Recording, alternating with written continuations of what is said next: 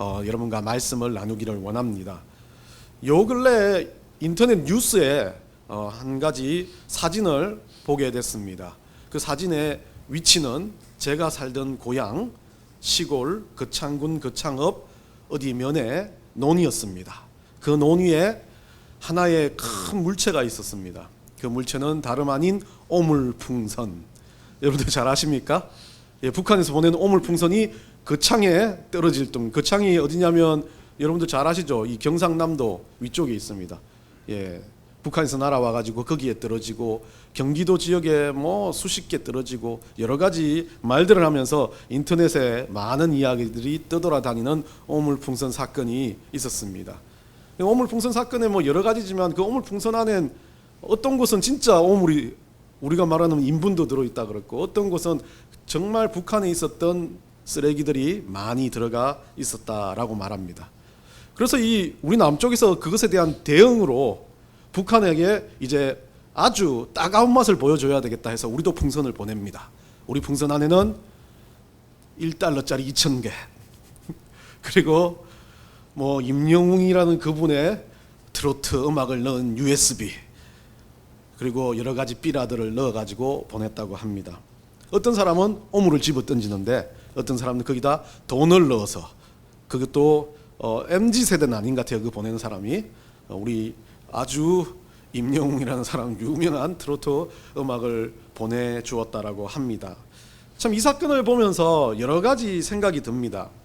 여러 가지 생각이 드는데 왜 북한은 그리도 어쩌면 우리가 가지고 있는 우리가 보는 아니면 핸드폰이 터진다면 충분히 남한의 상황이나 국제 정세를 볼 수 있는데 이 사람들은 왜 그럴까라고 생각을 해봅니다. 여러분도 잘 아시겠지만 북한의 엘리트들은 유럽 쪽에서 그리고 옛날에는 소련에서 유학을 많이 하고 돌아갔습니다. 그 사람들의 대부분이 보면 많은 감시를 받는 사람이었지만 그래도 자국으로 돌아갈 때 이 사람들이 대부분 그렇게 말합니다. 우리는 김일성 수령 동지에게 충성을 다해야 된다는 그 사명으로 공부를 했다라고 말합니다. 북한이라는 나라가 참 재밌는 나라 중에 이 독재 국가며 그 북한이 가지고 있는 그 독재 정권을 유지하기 위해서 하는 사상적인 교육을 주체 사상이라고 말합니다. 이 주체 사상은 다른 어떤 것도 아닌 김일성이라는 그 일가들을 주체로 만들어서 그들이 신과 같이 되어지는 그런 이야기들을 나누는 겁니다. 그래서 요 근래 이 김일성이 죽으면서 이 김일성이라는 사람이 죽었기 때문에 이 사람들도 주체 사상에 대한 어떤 더 강점을 주기 위해서 주체 사상의 중심을 백두혈통이라고 두고 김정은이라든지 그리고 또 우리가 말하는 그 위에 있었던 그 아버지 그 사람 이름이 갑자기 생각 안 나네요. 김정일 참 예, 여하튼 김일성 김정은 예 모르겠어요. 하여튼 제가 정신이 없어서 그런지 하여튼 그 이야기를 그 사람들의 이야기들을 주체 사상으로 통합하려고 하는데 북한에 있는 사람들한테는 그들이 신과 같은 존재이기 때문에 그런 것 같습니다. 명령을 내렸습니다. 남한에 대남 방송을 하라고. 그런데 대남 방송을 하고 대남에 삐라를 뿌리기 위해서는 뭐가 듭니까? 돈이 듭니다. 인쇄술도 없고 종이 자체도 없는 그 나라 얼마나 힘듭니까? 한 끼 먹기가 힘든 나라인데 종이 자체 좋은 종이를 가지고 있을 수 없죠. 그들이 있는 아주 쓰레기 처리해야 될 분뇨 같은 것만 그냥 시키니까 보내는 겁니다. 그거 안 하면 자기가 말하는 이 주체에 반대하는 입장이 되는 거기 때문에 어떤 한 사람이 신이 되어서 그들에게 교육을 한 겁니다. 그들은 가스라이팅을 넘어 자기들에게 있는 그 김일성, 김정은 같은 사람이 수령 동지, 신과 같은 사람이 되어버리는 겁니다. 작년 우리 사회를 경악하게 했던 여러분들 넷플릭스의 한 다큐멘터리를 기억하십니까? 나는 신이다. 예, 정명석으로부터 시작해서 아가동산의 김기순이 만민중앙교육의 이재록이 이 사람들은 목사라고 말하기도 힘든 사람이었고 목사라고 하기도 좀 애매한 사람들입니다. 근데 이 사람들은 목사라고 말하지 않고 자기들을 신이라고 말합니다. 그래서 사람들을 깨어서 그 사람들에게 신격화 교육을 시킵니다. 누굽니까? 예수 그리스도의 그 모습을 그대로 가지고 자기들이 예수 그리스도의 자리를 꿰차가지고 자기들은 신이라고 말하는 겁니다. 뭐 한 6개월 정도 이상이 됐는데 여호와의 정인 아이들이 우리 카페에 놀러 왔습니다. 늘 전도를 하듯 그렇게 이야기하면서 제가 목사라고 이야기를 하고 이제 서로 이야기를 나누자 했는데 그들도 마찬가지입니다. 좋은 대학을 다니고 있고 서울의 명문대학을 다니고 있는 아주 젊은 똑똑한 친구들이었습니다. 근데 이 친구들이 하는 방법이 너무 웃긴 게 성경을 보고 여러 가지를 봐도 이 성경 안에 있는 내용들을 다 믿는답니다. 그러면 믿는다면 예수 그리스도 왜 어떻게 인간으로서 신이 있을 수 있냐라고 그러니까 있답니다. 성경을 좀 읽어봐라. 있답니다. 이 예수 그리스도 인간의 표본으로 왔고 예수 그리스도 가신 후에 또다시 인자를 보낼 것인데 그 인자가 누구다? 있답니다. 제가 그때 여러분들한테 이야기 드렸죠. 와, 대학생이 되고 수없이 많은 책을 읽었고 얼마나 많은 문자를 해두겠는데 왜 너희들은 그를 이해를 못하냐? 대학생이냐? 라고 할 정도로 힘든 사람들이 되어 있더라고요. 사상의 교육을 받고 주체의 교육을 받고 이것이 교육을 넘어 자기들이 말하는 신앙이라는 개념이 되는 순간 어느 순간 그들은 이단이 되고 그들은 신을 섬기는 사람이 되어버립니다.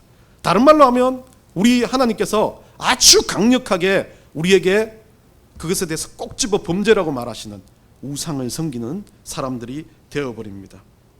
그런데 이 모든 일들을 바라보면요, 인간이 신이 되고자 하는 마음은 언제부터든지 있었습니다. 누구나 신이 되고픈 욕망이 있습니다.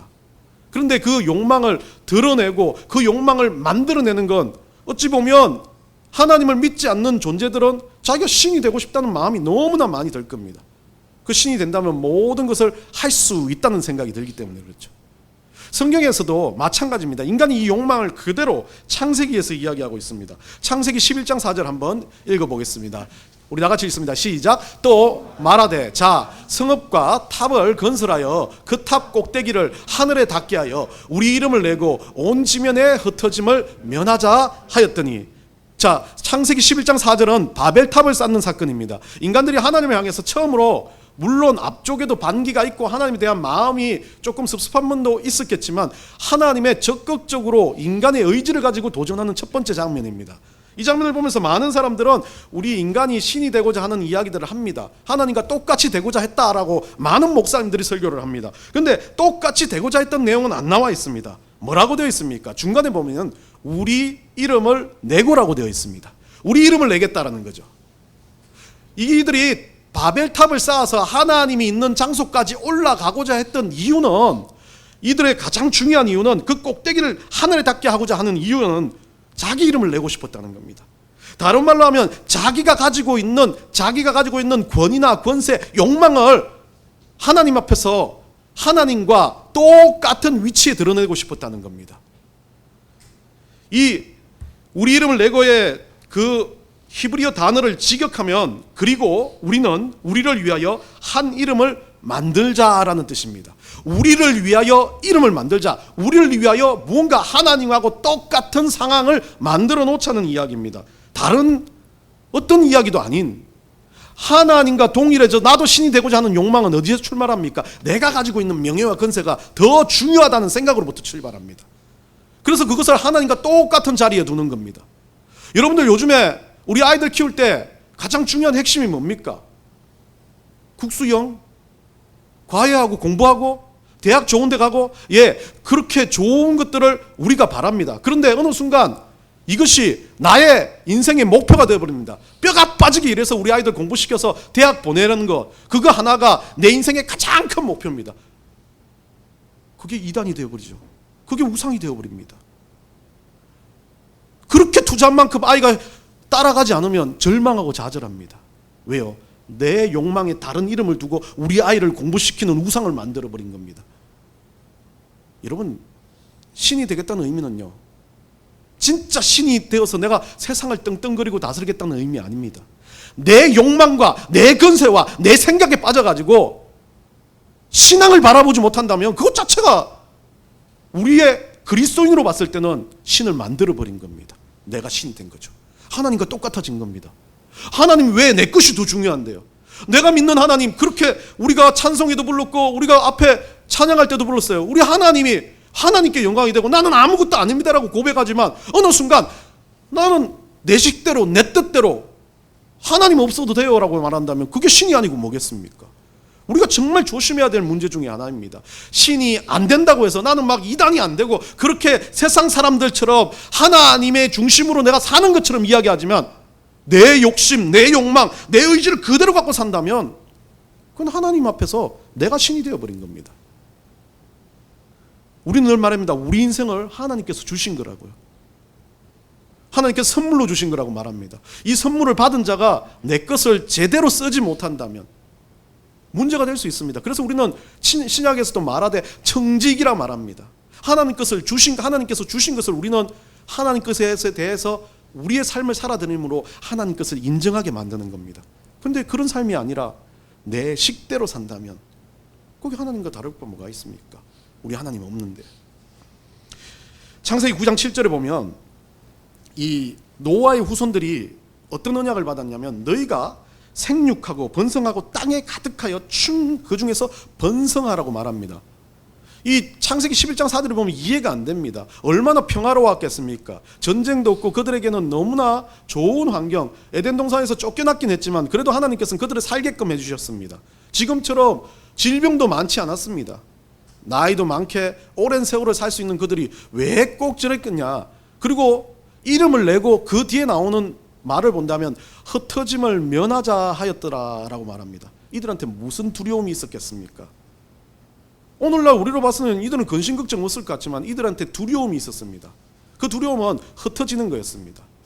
그래서 그들은 하늘을 다 가지고 우리 이름을 내 가지고 무언가 더 좀 잘 됐으면 좋겠다라고 생각하는 건데 번성하고 이들에게 줬던 하나님께서 이들에게 언약이라고 줬던 명령이라고 줬던 것 중에 번성하고 생육하고 번성하라는 이 내용에 땅에라는 단어가 참 중요합니다. 너희들은 다른 데서 번성하는 것이 아니라 땅에서 생육하고 번성해야 되는데 이 땅은 바레츠라는 단어인데 이 바레츠라는 이 단어는 이 땅 가운데 근거지를 두고 살아가야 된다는 겁니다. 여러분들 아시죠? 아담과 하와가 주님 앞에서 우리 하나님 앞에서 범죄를 저질렀을 때 아담이 가졌던 가장 큰 인류 모두가 가졌어요. 하와는 아기를 낳아야 된다는 출산의 고통을 낳는 것도 있겠지만 남자 같은 경우 모든 남자는 인간을 다 대표한다면 인간들은 어떻게 해요? 땀 흘리며 이 땅 가운데 경작하고 소작하고 살아가야 된다는 겁니다. 다른 말로 하면 고난을 겪고 고생을 하고 무언가 내 힘으로 내 의지로 하는 모든 일들 중에 어떤 일들 내 뜻대로 하되 이 땅 가운데 생육하고 번성하는 건 내 뜻대로 할 수 있는 겁니다. 근데 그 생육하고 번성하는 것을 내 뜻대로 하되 뭐가 필요합니까? 잘 번성하려면 이 땅을 갈고 닦아야 되는 거죠. 노동이 들어갑니다. 노동은 다른 말로 하면 땀이 들어가고 아픔이 들어가고 내 노력이 들어가고 힘듦이 들어갑니다. 근데 그 노동은 하나님이 없이 하는 노동이 아니라 하나님께서 명령해 주셨기 때문에 노동을 하는 겁니다. 너무 힘들지 않습니까? 명령대로 해야 되니까 노동을 해야 됩니다. 그러니까 이들이 뭐라고 생각합니까? 하나님 없이 우리 이름을 내어 걸기 시작하면 노동하지 않아도 무언가 편해질 수 있겠지라는 개념이 이 바벨탑 사건에 들어간 겁니다. 인간이 신이 되려고 하는 의지는 다른 거 아닙니다. 좀 편해지려고요. 인간이 신이 되려고 하는 건 다른 거 아닙니다. 신앙의 개념으로 바라보지 않고 내가 그냥 아무것도 없이도 떵떵거리며 잘 살 수 있겠다는 생각을 가지며 누군가 위해서 내가 그 사람을 찍어 누르며 저 사람들을 내가 사랑하는 것이 아니라 저 사람들을 착취하면서 살겠다는 생각이 드는 것? 그건 신이 되는 겁니다. 그게 바로 오늘날 바벨탑 사건에서 우리에게 보여주는 인간이 신이 되려고 하는 의지의 가장 근본적인 모습입니다. 우리 누군가에게는 모두 다 우리에게 이런 마음이 있습니다. 초대에 있었던 이 인류에게도 하나님이 되고자 하는 마음이 있었던 것처럼 다른 말로 하면 오늘 우리가 누군가에게 오늘 우리가 노력하지 않고 오늘 우리가 하나님 없이 하는 모든 일들로 인해서 우리는 이단 교주가 아니지만 어쩌면 하나님이 되려고 하는 작은 모습으로 출발이 된다는 겁니다. 이러한 우리들에게 경종을 울리는 이 오늘 베드로의 말이 나도 사람이라 라는 고백입니다. 인간은 어떻기 때문에 모든 인생을 살아갈 때 잘 살 수도 있고 못 살 수도 있고 하나님 주신 것을 충분히 활용하며 살 수도 있고 때로는 잊어버리고 살 수도 있습니다. 그런데 그 모든 자리에서 우리는 신앙을 가진 우리라면, 아니면 인간으로서 우리가 살아간다면, 우리는 우리가 사람이며 우리의 한계는 있다는 것을 인지하며 살아가야 된다는 뜻입니다. 바벨탑을 짓는 그들은 인류의 타락으로 땀 흘려 노력하는 것으로 채워지며 번성하는 것을 원하는 것이 아니라 노력 없이 그냥 무언가가 잘 됐으면 좋겠다라고 생각하는 겁니다. 이게 다른 말로 하면 오늘날 가장 우리가 인간이 나는 사람이라는 것을 인정하지 못할 때 오는 관점이 뭐냐면 기복입니다. 달라는 거죠. 무조건 달라는 거죠. 안 주면 짜증납니다. 안 주면 하나님 버립니다. 안 주면 하나님 앞에서 분노하고 짜증냅니다. 기복이죠. 기복의 원체적인 의미는 기독교 안에 기복이라는 개념은 한국교회 안에만 이게 아주 강하게 자리 잡았습니다. 복을 원하는 겁니다. 예, 복 받는 건 너무 좋습니다. 그런데 기독교인이라면 모두 다 복받은 존재라는 걸 우리는 알고 있습니다. 세상이 가지고 있는 기준으로 보면 복은 아니지만 하나님이 주신 그 은혜의 복은 세상 것과 비교되지 않은 복이라는 걸 우리는 알고 있는데 우리는 거기에다가 뭐를 더 바랍니까? 세상에 있는 것까지도 충만히 채워달라고 바랍니다. 그게 기복이 되어지는 거죠. 땀 흘리지 않고 노력하지 않고 기복을 원하는 겁니다. 인간의 가장 본연적인 모습입니다. 누구는 일하고 싶겠습니까? 그렇지 않습니다. 누구는 좀 막 머릿속으로 고민하고 갈등하고 싶겠습니까? 아닙니다. 그냥 편안하게 살아갔으면 좋겠다라고 말합니다. 근데 이 땅 가운데 하나님은 편안하게 사는 것이 원하는 것이 아니라 이 땅 가운데서 우리가 청지기의 역할로 잘 하나님이 주신 것에 대해서 제대로 하나님 앞에 영광 돌리며 살기를 원하는 거지, 내 뜻대로 살기를 원하는 게 아닙니다.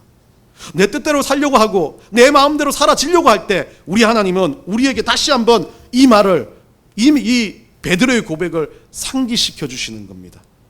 나도 사람이라. 두 가지 의미가 될 수 있습니다. 그 어려운 상황에서 나의 존재 가치, 나는 아무것도 할 수 없다, 우리 주님이 하신다는 그 가치를 인정하는 것과 또 실수를 저질렀을 때, 문제가 있었을 때 나도 인간이기 때문에 이 문제를 하나님 앞에 맡기며 해결해 갈 수 있다는 두 가지 의미로 이 나도 사람이라는 말을 해석할 수가 있습니다. 결국 이 나도 사람이라는 이 고백은 내가 하는 것이 아니라 주님께서 하신다는 고백입니다. 내가 이 땅 가운데 살아가는 것 같지만 이 땅 가운데 우리 주님께서 나에게 주신 것들을 내가 책임지며 열심히 살아가는 것, 그게 나도 사람이라는 고백입니다. 우리 시편 37편 5절 한번 읽어보겠습니다. 다 같이 읽습니다. 시작. 내 길을 여호와께 맡기라. 그를 의지하면 그가 이루시고. 데살로니가전서 5장 24절입니다. 너희를 부르시는 이는 미쁘시니 그가 또한 이루시리라. 예, 성경의 전반적인 모든 내용에는 우리가 이루고 우리가 한다라고 하지 않습니다. 우리 하나님께서 하신다는 거죠. 우리 하나님께서 그 일들을 이끌어 가신다는 거예요. 중요한 건 우리 주님께 맡기는 마음입니다. 시편 기자가 말했던 것처럼 우리 주님 앞에 의지하는 마음입니다. 그게 나도 사람이라는 것을 인정하는 겁니다. 제가 이 지난주에 아주 사소한 복권 당첨단인 당첨이 됐습니다. 집에 집 입주하는데 사전 점검하는 업체를 대어주는 아파트 전체에서 800명, 저는 늘 800대 1이다 이러는데 아니 30대 1이라 그러더라고요. 30대 1을 뚫고 그 중에서 우리는 아무것도 안 했는데 뺑뺑이를 돌려가지고 아파트 전체에서 들어가는 사전점검 업체를 공짜로 하게 해준다. 얼마나 기분이 좋습니다. 혹 해가지고 땡 잡았다 라고 생각해서 그 사전점검 업체하고 전화를 했습니다. 너무 업체 직원이 너무 사근사근 이야기 잘해요. 그럼 제 생각에는 업체 시간이 정해져 있어가지고 안 된다고 그래가지고 그분이 하는 말이 그 아파트에 전화해가지고 언제 아파트 사전 점검하는 날 일찍 가가지고 기다리면 아무나 다 집어넣어 준다. 그래서 너무 기분 좋아서 이제 아파트에 전화를 했습니다. 아파트에 전화하니까 이 아파트 전화 받는 상담사 여자분이 아주, 제가 나쁜 건지 모르겠지만 아주 안 된다는 거예요. 원칙 중심의 사람입니다. 절대 자기 예약한 시간에는 못 온다는 겁니다. 그러면 제가 이거 당첨된 걸 버리는 겁니까? 라고 이야기하니까 자기는 그거는 상관이 없대요. 절대 안 된다. 그래서 조금 제가 일찍 가면 안 되겠습니까? 절대 안 된다. 너무 화가 나는 겁니다. 제 속에서. 아, 이 사람 봐라. 이 사람 봐라. 그래서 제가 당신 이름 뭐예요? 라고 물었습니다. 그러고 나서 막 목 끝까지 야! 너 윗사람 바꿔! 이거 소리가 막 목 끝까지 쳐들어오는데 그 순간에 저는 모든 걸 잊어버린 거예요. 와, 이것 봐라. 요것 봐라. 그리고 내가 가졌던 이익, 누군가에게 나에게 정당하게 준 거, 그것도 정당하게 준 거 아니에요. 뽑기에서 뽑혔어. 난 아무것도 안 했는데 그냥 불로소득처럼 된 거예요. 기분이 좋아 죽겠는데 얘가 기분을 망치고 있습니다. 이거 내가 죽어도 해야 되겠어 라는 생각이 드는 거예요. 안 해도 되는 거예요. 돈 받고 한 것도 아니라 내가 노력한 것도 아니라 땀 흘린 것도 아닌데 안 해도 되는 겁니다. 그런데 이거를 꽉 짊어지고 너 한번 죽어볼래? 라는 생각이 제 속에서 막 넘쳐나는 겁니다. 우리 와이프한테 막 이야기를 하면서 옹호를 받으려고. 순간 분노는 다 하고 그랬지, 많이 참았지 막 그러면서 그 다음날 지나가지고 이제 어제 가보니까 그 아줌마 말이 아니라 막 집어넣어주는 거예요. 그 우리 아빠한테 말 안 했어요. 그리고 물론 시간도 당겨져가지고 우리 시간에 거기 뭐 점검하는 사람이 왔고 일이 잘 끝났습니다. 그래가지고 기분은 좀 좋았지만 그거 끝나고 교회 딱 와서 앉아가지고 가만히 생각해 보니까 그 사람 말이 틀리네. 이 여자 봐라. 내가 다시 전화해서 이름을 그때 꼭 물어봤어야 되는데 라고 생각하고 설교를 다시 읽으려고 딱 보니까 너는 사람인가? 나도 사람이가 아니라 너는 사람인가로 그 제목이 바뀌어서 제 가슴을 빡 때리더라고요. 아무것도 아닌데 그것 가지고 분노가 치밀어 오고 막 욕심이 치밀어 올라와가지고 하나님 잊어버렸어요. 목사도 잊어버렸어요. 다 집어 던지고 막 돈 까면서 막 내가 누군데 이거 내가 받았는데 이거 못하면 확 다 뒤집어 엎어야 된다고 생각하는 사람들의 모습. 이게 제가 보기에는 지가 뭐가 대단한 사람이 된 것처럼 생각하는 그 모습이 그게 바로 인간이 가지고 있는 신에 대한 욕망이라는 겁니다. 누군가를 우리는 업신여길 수 없습니다. 누군가를 우리는 평가할 수도 없습니다. 내 스스로를 바라본다면 얼마나 초라하고 부족한 존재인데 내가 누구라고 그 사람 앞에서 그렇게 할 수 있습니까? 혼자 물론 뒷 내용도 있겠지만 어제는 없었어요. 이 내용이 중간 내용에 제가 넣지 않았어요. 혼자 앉아서 눈물이 쭉 나는 거예요. 목사라는 사람이 이런 설교를 하려고 준비해 놓고 너는 인간이야 라고 본문에서 내 머리를 치는 순간 설교를 해야 되냐만 난 고민이 되더라고요. 우리 하나 같이 명심해야 될 건 그겁니다. 당할 수도 있습니다. 이 땅 가운데 사람 취급 못 받을 때도 있습니다. 그런데 베드로가 한 고백은 그겁니다. 하나님으로부터 우리가 제자 취급받고 백성 취급받고 인간 취급받을 수 있으면 세상의 어떤 것에서부터 취급 못 받아도 된다는 거예요. 우리가 하나님으로부터 인정받는 것이 가장 중요하지 세상에 누군가가 나 잘해주고 취급해준다고 그것으로 살아가는 인생이 된다면 그때부터는 근거가 달라져 버린 겁니다. 그게 좋아가지고 따라가요. 그게 좋아 따라가는 어느 순간 그 사람이 나를 배신하는 순간 막 또 저와 같은 마음을 막 옷을 찢고 난리를 하는 인생이 되지 않겠습니까? 베드로는 그랬습니다. 자기가 사람이라는 것을 인정하기 위해서 한가님을 쓴 거죠. 오늘 본문을 가면서 우리가 조금 더 구체적인 이야기를 나눠보기 원합니다. 이 베드로가 오늘 이 본문이 있기 전에 이 고넬료의 집으로 가서 그들을 위해서 설교를 하고 말씀을 전하기 전에 베드로가 환상을 보았다는 사건 지난주에 잠깐 이야기를 했습니다. 11절 보면 11절 12절 보면 우리 한번 읽어볼까요? 다 같이 읽습니다. 시작. 하늘이 열리며 한 그릇이 내려오는 것을 보니 큰 보자기 같고 내기를 메어 땅에 들이웠더라. 그 안에는 땅에 있는 땅입니다. 땅에 있는 각종 네 발 가진 짐승과 기는 것과 공중에 나는 것들이 있더라. 베드로가 환상으로 봤는데 네 모퉁이가 있는 것을 이야기하는 보자기 같은 것이 있었고 그 안에 각종 짐승들, 각종 이 베드로가 보기에는 상당히 부정하다는 것들이 거기에 우글우글대고 있었다는 거죠. 소위 말하면 여러분들의 입장에서 본다면 막 그거 한번 생각해 보세요.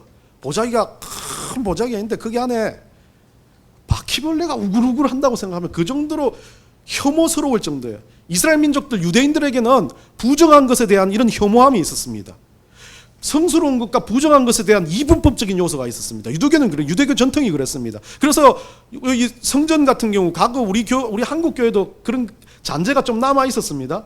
이 강단 위에 누가 올라가, 이 성스러운 것, 그리고 또 여러분들이 살아가는 세상 꼭 속한 것, 이렇게 이야기를 합니다. 먹고 입고 마시는 모든 것에 성속으로 분리를 했었습니다, 유대인들은. 그러다 보니까 이 베드로도 똑같은 사람이 된 거죠. 배운 게 있으니까요.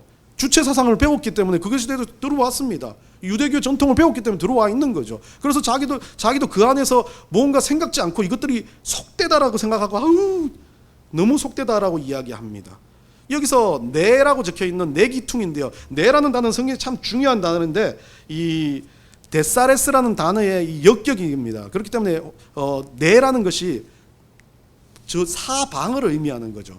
이 사라는 숫자는 이스라엘 민족에게 데사레스로 쓰여지는 이 숫자는 완전수, 완성적인 숫자를 의미합니다. 그래서 여러분들 제가 예전에 요한계시록을 잠깐 했었나 모르겠지만 7이라는 것, 그 일곱 교회라는 것이 완전히 완전을 더한 수다라고 이야기를 했던 겁니다. 성경에서 그래서 럭키 세븐이라고 이야기한 건 우리가 7에 대한 럭키라고 이야기하는 게 사라는 완벽한 방위와 3이라는 우리 하나님의 성부 성자 성령의 완전한 존재가 합쳐진다고 봤을 때 이것은 완벽이다라는 이야기를 해서 뭐 행운이라고 말하는 경우도 있습니다. 여하튼 그거와 달리 사라는 방위는 오늘 이 환상 중에 내 기퉁이가 그렇게 나와 있는 내 귀에 땅에 들이우게끔 그것이 내 기퉁이가 보이게 하는 것은 오늘 하나님이 이것이 드려진 것이 세상의 끝자락 온누리를 이야기하는 거죠. 이 세상의 전체를 이야기합니다. 이 세상 전체 가운데 이것들이 드리워졌고 베드로는 그것들을 봤습니다. 그러다 보니까 이제 베드로는 그것 자체가 속되다라고 벌써 판단하고 말을 합니다. 뭐 하나님 묻지도 않았는데 먹으라 그러니까 절대 못 먹는다고 그럽니다. 그러니까 15절입니다. 한번 읽어봅시다. 같이 읽습니다. 시작. 또 두 번째 소리가 있으되 하나님께서 깨끗하게 하신 것을 내가 속되다 하지 말라 하더라. 예. 하나님이 하늘에서 들리는 소리가 여러분도 그래요. 만약에 문제가 있어요. 저같이 그런 상황에 와 내가 누군데 이 아파트 관계자들 다 때려서 내가 네 이름을 딱 써가지고 제가 그런 말도 했거든요. 이거 이야기를 블로그에 꼭 올려가지고 이 사람의 이름을 집어여서 올려야 된다. 봐, 네 말대로 안 그랬잖아 라고 이야기해야 된다고 그런 욕망과 욕심을 가지고 말하려고 하는 야 이거 잘못됐다라고 생각하는 그 마음이요. 속되다고 절대 난 안 굽혀. 그 사람 나는 목사라도 안 굽히고 예수를 아무리 믿어도 나는 그 사람한테 내가 당한 거 절대 안 굽혀. 그렇게 생각하는 상황이죠. 베드로 그렇습니다. 하늘에서 음성이 들렸는데도 안 먹는답니다. 얼마나 이 지독한 베드로입니까? 베드로가 그런데 저는 이랬기 때문에 순교를 당해도 십자가에 거꾸로 돌아가면서 마지막까지 목숨을 걸 수 있었던 고집쟁이였기 때문에 돼요. 저는 고집쟁이가 아니라서 순교가 두려워요. 베드로는 고집쟁이라서 가능한 거예요. 여하튼 그 베드로의 그런 모습에 우리 하나님은 어떻게 합니까? 그 뒤쪽에 이제 제가 적진 않았지만 한번 집에 가서 한번 중간을 보십시오. 3번을 또 말합니다. 이 베드로의 3번은 참 중요한 거죠. 3번을 또 너 속되다 하지 마. 그거 먹어. 라고 이야기하는 그 장면이 나오는데 이 베드로에게 3번은 참 자기 인생에 있어서 가장 밑바닥. 저 같은 경우는 그거겠죠. 만약에 제가 이런 일을 가지고 그 사람을 막 괴롭혔고 그 사람이 진짜 막 힘들어했고 그런 상황이 된다면 우리 하나님은 내 인생을 둘 때 그 장면을 다시 한번 떠올리게 하면서 성훈아 너도 사람이냐라고 묻는 거죠. 네가 그런 식으로 하는 네가 인간이야 라고 우리 하나님은 알려주시겠죠. 베드로가 똑같아요. 예수 그리스도를 네가 3번이나 배반하고도 네가 지금 하나님의 음성을 제대로 듣지 않으려고 해? 고집을 피워? 이렇게 말하는 것과 똑같은 장면을 뒤에 보게 됩니다. 이 베드로의 편협한 생각을 꾸짖으시며 우리 하나님은 이 속되다는 것이 누가 정한 거냐라고 지금 묻습니다. 사람을 누가 만들었고 속되다고 성결하는 것의 기준은 어디에 있냐라고 묻습니다. 여러분은 어떻습니까? 여러분 속되고 성스러운 기준이 어디에 있습니까? 우리의 머릿속에 있습니까? 아니면 우리가 가지고 있는 경험 속에 있습니까? 아니면 우리가 생각하는 생각의 모습, 아니면 우리가 가지고 있는 재물이나 지식과 명예 가운데 있습니까? 성속의 기본적은요 교회에도 있지 않습니다. 목사라고 해서 그 성속의 기본점을 갖고 있는 거 아닙니다. 성스럽고 속되다의 기준점은 하나님이 정하시는 겁니다. 하나님이 속되다 하면 속된 거고요. 하나님 성스럽다 하면 성스러운 겁니다. 이 강단을 놓고 하나님이 속되다 성스럽다 말하지 않았다면 이건 우리의 입장에서 이 강단을 성스럽다 속되다고 말하지 말아야 합니다. 이것을 우리 스스로가 이 강단은 성스러우니까 고결한 장소니까 너는 오지 마라고 말한다면 그것 자체가 이단이며 그것 자체가 하나님이 되려고 하는 인간의 의지입니다. 우리는 조심해야 됩니다. 우리 헌금할 때도 그렇습니다. 하나님 앞에 내가 막 억지로 헌금할 때가 있습니다. 하나님 앞에 내가 그 헌금을 드리려고 하는데 막 가슴에 고민스러울 때가 있습니다. 중요한 건 내가 헌금을 드리면서 고민하는 거 괜찮은 겁니다. 그런데 어떤 사람은 그렇게 말합니다. 작정 헌금을 하지 않고 작정 헌금을 해놓고 하지 않으면 그것 자체가 하나님 앞에 속이는 거 아니냐고. 하나님 앞에 잘못된 거 아니냐고. 그런데 중요한 건 그 하나님 앞에 드리려고 하는 그 순간에도 그것 자체가 힘들어지고 어려워진다면 우리 하나님 그거 좋은 헌금이다 나쁜 헌금이다 말하지 않습니다. 작정을 했다고 좋은 헌금이에요? 아닙니다. 감사 헌금을 했지만 그 감사 헌금이 하나님 앞에 드려진다는 전제가 없다면 그 돈을 가지고 교회가 어쨌으니 뭐가 어떻게 하니 이런 생각을 가지고 있는 헌금이라면 그것 다 잘못된 헌금입니다. 하나님 되려고 하는 거죠. 교회가 행사하고 하나님 일을 하고 하나님 뜻을 위해서 해야 된다면 이성적으로 판단할 필요는 있습니다. 근데 그 이성의 판단의 잣대를 하나님 앞에 두면 안 됩니다. 그것은 나도 하나님 되려고 하는 겁니다. 오늘 베드로가 그것에 대해서 경종을 울립니다. 그렇게 생각해 보니까 하나님 앞에 팍 자기를 깨우쳐주는 가장 강렬한 음성이 3번 물으시니까 또다시 베드로는요 오늘 본문에 나와 있지는 않지만 무릎을 꿇고 주님 제가 잘못했습니다. 또 제가 실수했습니다. 오늘 우리가 불렀던 그 찬양처럼요. 주님은 완전하신데 나는 부족해가지고 주님 제가 또 실수했네요. 주님 용서하여 주시옵소서. 이게 베드로의 나도 사람이라는 고백에 들어가 있다는 겁니다. 우리 가운데 어떤 기준을 만드는 건 우리가 아닙니다. 우리 하나님이십니다. 그러면 그 기준을 만들어주신 하나님 앞에서 우리가 그 기준이 어떤지는 판단하려고 하면 알아야 하지 않겠습니까? 그래서 성경을 보라는 겁니다. 하나님이 이 기준이 맞다 이 기준이 틀리다라고 하는 건 성경 안에 있기 때문에 그래서 성경 안에서 그 기준을 우리가 찾는 겁니다. 그리고 그 기준을 찾았다면 내가 그것을 분별하는 게 아니라 우리 하나님께 그 기준을 붙들고 하나님 앞에 묻는 겁니다. 그 고백이 바로 오늘 베드로가 한 나도 사람이라는 거예요. 나도 사람이기 때문에 기준도 없고 분별도 없지만 속된 것도 성스러운 것도 구분을 못하는 바보 같은 그런 존재이지만 그래도 하나님께서 나에게 알려주셔서 너희들한테 왔다는 겁니다. 베드로가 고넬료의 집에 왔습니다. 고넬료 집에 오니까 베드로는 어떻습니까? 얼마나 이 속되다라고 했던 자기가 말했던 그 사람 이방인의 집에 왔습니다. 그리고 그 이방인의 집에서 하나님의 시키신 일대로 해야 되는데 베드로가 만약에 앞쪽에 3번의 부름이 없었다면 3번의 음성이 들음이 없었다면 베드로는 아마도 지금 그 자리에 가지 않고 또 베드로 마음대로 그들을 판단하고 속되다라고 했을 겁니다. 베드로가 깨지고 베드로가 무너지고 베드로가 자기가 와 진짜 잘못했네. 내가 하나님인 것처럼 판단하려고 했네. 내가 성스럽고 속되다는 기준점을 만들었네 라고 생각하는 순간 베드로의 모든 것이 바뀌어버린 거죠. 그래서 고넬료의 종들이 와가지고 베드로의 집으로 갔습니다. 고넬료의 집으로 갔습니다. 그 자리에서 이 고넬료가 어떻게 합니까? 오늘 본문을 보겠습니다. 25절입니다.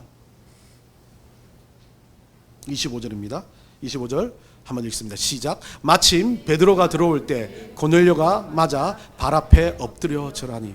여러분 고넬료는 그래도 산전수전 다 겪은 사병으로서 올라갈 수 있는 최고의 자리에 있었던 사람입니다. 자기 밑에 뭐 100명이든 200명이든 이거는 백부장에 대한 의미지만 백부장이라고 했던 군대를 다스리는 그 조건보다 훨씬 더 많은 사람들이 이 사람을 따랐을지 모릅니다. 그리고 인품도 있었고 구제도 하는 사람이었습니다. 이 사람은 얼마나 추앙받는 사람일지 모릅니다. 근데 그 사람이 어땠습니까? 하나님이 원하시는 하나님 보내주신 사람이 왔다니까 엎드려서 절해가지고 베드로 밑에서 너무 와주셔서 감사하다고 그럽니다. 베드로 그때 그 고넬료를 일으켜 세우며 말합니다. 고넬료야 나 너하고 똑같아. 아니 네가 나보다 훨씬 나아. 최소한 너는 하나님이 주시는 은혜를 가지고 뭔가를 평가하고 막 잣대를 가지고 있는 인간은 아니지 않습니까? 너는 다 네가 가지고 있는 명예도 직책도 버리면서까지 그 이방인으로서 힘들고 어려운 상황 가운데 하나님을 믿는 그런 존재 아니야. 네가 훨씬 나. 그러면서 일으키면서 하는 말이 나도 사람이라 라는 거죠. 이 나도 사람이란 말은 나 같은 이런 초라함보다 고넬료 네가 훨씬 나. 나 봐 얼마나 지독하게 편견적인 사람이야. 나 봐 얼마나 하나님이 원하시는 정말 예수 그리스도를 따랐다 뿐이지 제자로 쓰고 기적도 나타나고 하지만 내가 내 중심에 하나님 없고 늘 내가 가진 생각에 갇혀 사는 사람인데 네가 훨씬 나. 베드로는 자신의 생각과 기준이 하나님보다 우선되기에 이 말을 고넬료에게 할 수 있는 겁니다. 베드로가 바뀐 겁니다. 판단의 기준점은 내가 아니다. 우리 하나님이시니까 고넬료야 절하지 마. 절대 네가 절할 필요는 없이. 나 똑같은데 네가 나보다 훨씬 낫는데 내가 오히려 너한테 절해야 되는데 평가할 수 있는 어떤 것도 없다는 거예요. 여러분 여기서 우리가 진짜 볼 수 있는 것 중에 하나는요. 우리가 살아가다 보면 제가 그 상담 직원한테 생각했던 것과 같이 각과 을의 논리로 살아갈 때가 참 많이 있습니다. 평가할 때가 너무 많이 있습니다. 여러분 인생은 평가하지 않습니까? 오늘도 여러분도 돌아가면서 그렇게 말하겠죠. 한성 목사, 이제 이 설교보다 저 설교가 낫다. 평가할 수 있습니다. 그리고 어떤 일들에 대해서 평가할 수 있습니다. 그런데 최소한요, 우리 하나님께서 주시는 일들을 가지고 우리가 평가할 때, 우리가 그것들을 되돌아볼 때 사람에 대해서 우리가 뭔가 기준점을 세울 필요는 없다는 겁니다. 일이 잘못되면 일에 대한 이야기를 하십시오. 그런데 사람을 가지고 누군가에 대해서 미워 죽을 만큼 살아간다면 그 자체가 누가 정한 기준입니까? 일의 기준은 있습니다. 여러분들이 회사에서 1,000만 원을 목표로 잡았으면 1,000만 원을 목표를 못했을 때는 더 열심히 해서 1,000만 원을 해야 되고, 넘었다면 그걸로 대해서 정당한 이익을 받는 거, 그건 회사에서 하는 일에 대한 목표는 정해져 있습니다. 그런데 회사에서 사람에 대한 목표를 정하지 않습니다. 영혼에 대한 목표를 정하지 않습니다. 인간관계에 대한 목표를 정하지 않습니다. 하나님 말씀처럼 성스럽다, 속되다라고 말하고 신앙이라고 믿음이라고 은혜라고 하는 기준점은 세상의 어떤 곳에서도 정해주지 않습니다. 오로지 우리 하나님만 정해주신다는 거죠. 하나님을 두려워한다면, 하나님 앞에서 우리가 하나님 군사로서 살아가는 사람이 우리가 그거 다 할 수 있다고 고백할 수 없는 겁니다. 우리는 신이 아닙니다. 우리는 신이 될 수 없습니다. 우리는 오늘 베드로가 고백한 것처럼 나도 그냥 한 사람이라는 겁니다. 로마서 7장 21절 우리 한번 23절까지 한번 읽어보겠습니다. 다 같이 읽습니다. 시작. 그러므로 내가 한 법을 깨달았노니 곧 선을 행하기를 원하는 나에게 악이 함께 있는 것이로다. 내가 속사람으로는 하나님의 법을 즐거워하되 내 지체 속에서 한 다른 법이 내 마음의 법과 싸워 내 지체 속에 있는 죄의 법으로 나를 사로잡는 것을 보는도다. 우리 인생을 두고 이 싸움을 산다는 겁니다.